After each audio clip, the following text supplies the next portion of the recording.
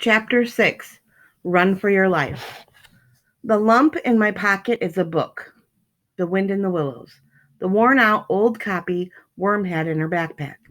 I open up the cover and see where she's written her name and address on the inside, with the instructions return or else. Don't forget, that's what she meant. Just my luck.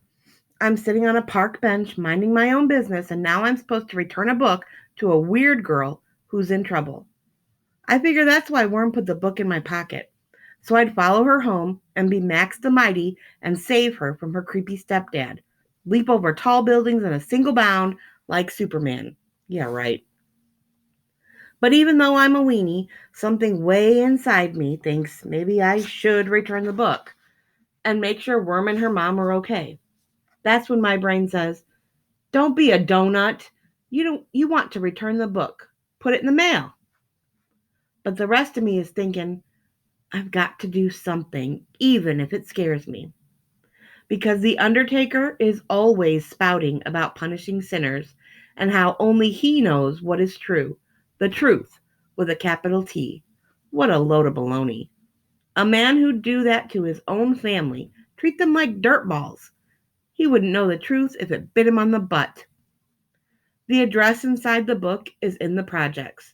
That's a place where people don't have enough money and half the stuff that should be inside the house is left outside, like old baby strollers and busted furniture and cheesy toys that always look sad in the rain. The wrong side of the tracks, like Graham says, except they took out the railroad tracks before I was born, so now it's just the wrong side of town. Anyhow, I'm trudging along, looking out for cracks in the sidewalk because now I need good luck more than ever. And the more I think about how the Undertaker treats his family, the more it burns me.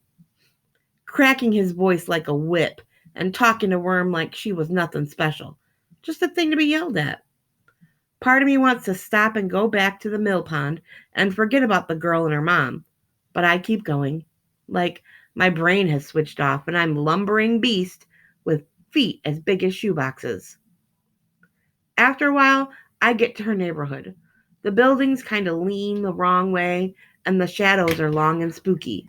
The street signs have been torn down or sprayed over, and I'm trying to figure out which way to go when the shouting starts.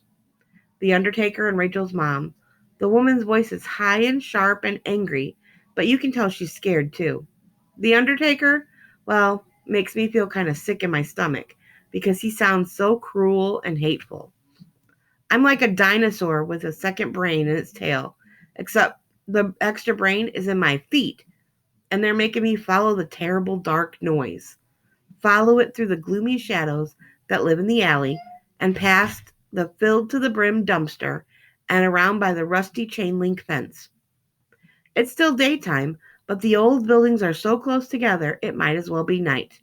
I keep on going, and the whole time I've got this feeling like I'm on an elevator going down too fast, but I can't get off, and any second it's going to hit bottom.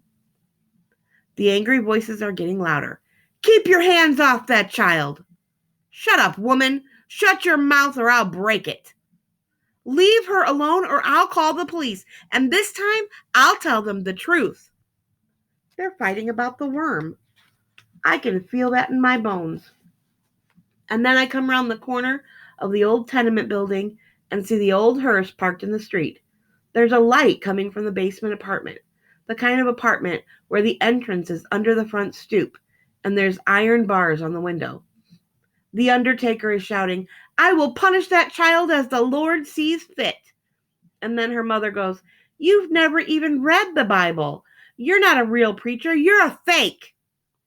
And then smack comes the noise of a hand slapping hard against a face, and then the sound of a woman sobbing. This can't go on, the woman whimpers. Martin, please stop. Don't do it, please. Quit your blubbering. But the woman keeps crying, crying from deep inside, like her world has cracked open and all the good is leaking out.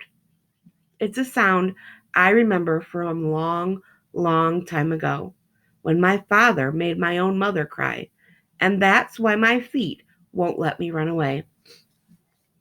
I'm not really thinking about what happens next, but I want to stop that terrible, sad crying, and that's why I go down the steps to the front door, thinking maybe if I ring the bell, they'll stop fighting.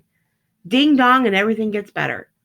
But there isn't any doorbell, and before I can make a fist and knock, the woman cries out, "No, no!" And then something falls to the floor, and everything gets very quiet. The silence makes me wish I was 1,000 miles away. And when I look into the room through the bars on the window, I see a terrible thing.